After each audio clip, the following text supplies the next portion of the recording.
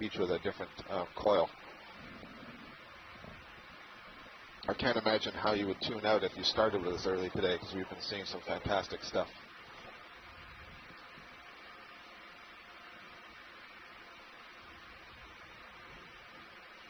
The density of animals that we're seeing on this ridge is amazing. There's two different fish here. I believe there was a rat tail that swam off to the left, and we're going to see what's here right in front of us, probably another cusk eel.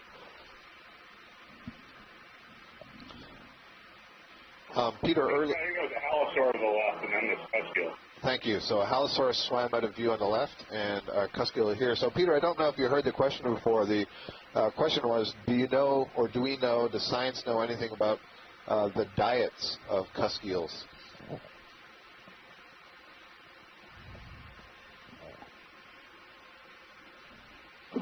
You broke up again here. Can you say that one more time? Yeah, do we know anything about the diet of the cusk eel? Roger that. In general, the ophidiids have, each species specializes in only a couple of types of prey. Not from a huge number of studies, but one species might prey on copepods and polychaetes, and another on isopods. And it's unclear whether that's, well, I guess it's unclear whether that's reflective of specialization or they happen to feed on a particular type of prey available, then that's when they get sampled. Right. They're mostly benthic.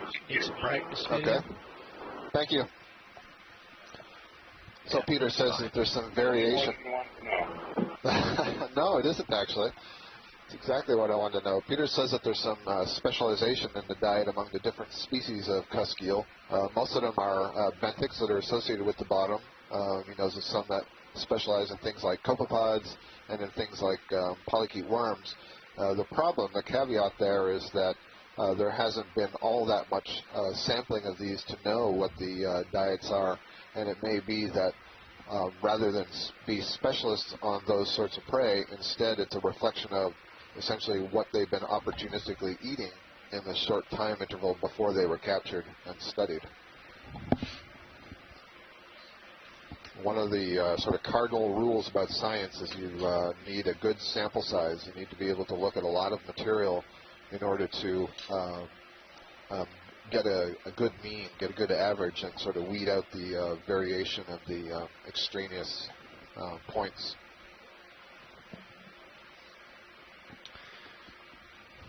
So, Scott, we've gotten out of the steeps, and we're into the hills and dales. Hills and dales. Hills and dales, yeah. That so maintaining bottom contact may be challenging. Okay. And I'm going to get with Nav here in a minute and see how we should deal with this. Very good. We'll stand by. This is an interesting little hill here, and I can't really tell what's going on here in terms of lava. Looks again like an erosional feature.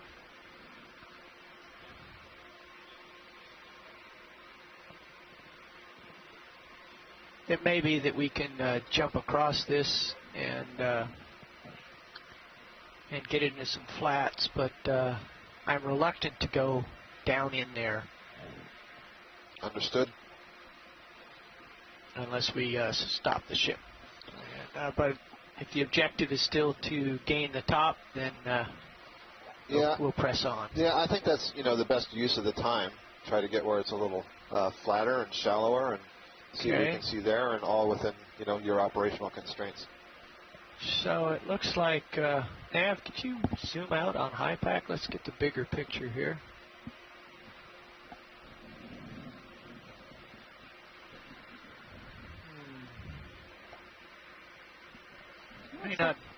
We are kind of coming out onto the top of the seamount, isn't it?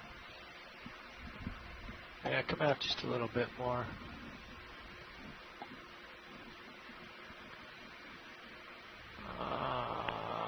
We actually have to go past waypoint 3 to continue coming up to. Is there a fish right in that little notch in the rock that's?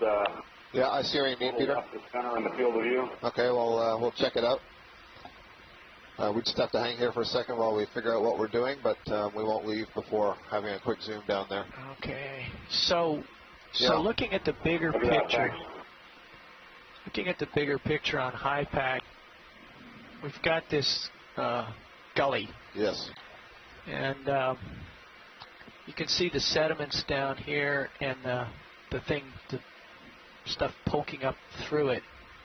So that's what we're going to see here, is this broken with high, lots of stuff sticking up here.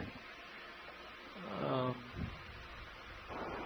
suppose we're just passing through the lower part of the field of view. Yeah, we'll go back to that, Peter. We're just kind of hovering here. Okay. So what it means, Scott, is transiting this terrain at speed we can do from up here. Yeah. And if we want to go down and look around, we'll need to slow the ship way down, right, or perhaps stop it. Right. And let's see what time is it. Yeah, so about half an hour. Yeah, I suppose it maybe. I mean, we're certainly getting onto these flatter parts, as you say, these sort of hills and dales as we get into this feature. And, you know, Susan, I don't know how critical is it for you to be in here versus along here, and that's going to make a difference if we're going to go fast or we're going to go at a slower speed. Any thought? I guess I'm liking the location of waypoint 3, and we won't get right into the channel or the little gully there, but I guess I am interested. I don't know. It's possible there could be different flows up there or more sediment. So could maybe also stay just like it is like right now. Get to waypoint 3 and stop? Yeah. Can we do that at point 3? Yeah, we'll make it. Okay. So sometimes I'll be able to go down in here and look at stuff, and other times I'm going to choose not to. Copy that. So, did you hear Peter was hoping to look below those sponges? There's a little cave, just off the lower left of the screen. Yeah. There might be a fish that's tucked up in a little cave on the lower side of that. We just had a view as you were maneuvering, and it either moved or I was hallucinating. Okay. Well, we're going to check your hallucination here. I think, Peter, what it is there's a stalk that's coming off of the rock that's casting a shadow, perhaps. Yeah, because there's not actually a little cave there. It's a little sediment pile. Yeah.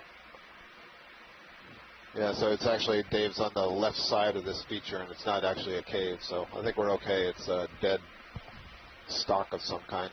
Since I'm down here, Susan, I'm going to give you a little scrape, see if we can reveal what the sediment looks like here. So, yeah, is this sediment? It's so neat. It's so black. Got a lot of black pebbles on it. Yeah, but you can see, I guess, places where it's been overturned. Or Yep, I think that's a lot of manganese pebbles, or again, we saw cup corals that are covered in manganese. This is more like the same material.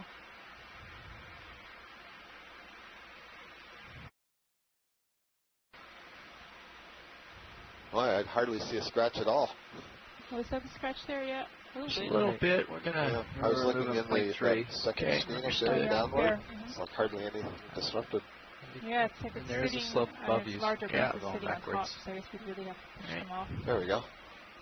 There we go. Yeah, it's all lighter underneath. Sand. How about that? Doesn't surprise like we me. saw on the retriever when we went over those. Coming up fast. That large sandy area. Plenty of room. I have a delta of 30. You can see how light it is from his blast down in the Sirius view. Got some more lava lobes ahead of us. Slightly more bulbous features there. These could be pillows there, actually. It's pretty nice. Yeah, actually, I don't know. I've been moving over this if we can get a view of what's directly ahead of us. Some of the rock forms that seem to be tumbling down that slope.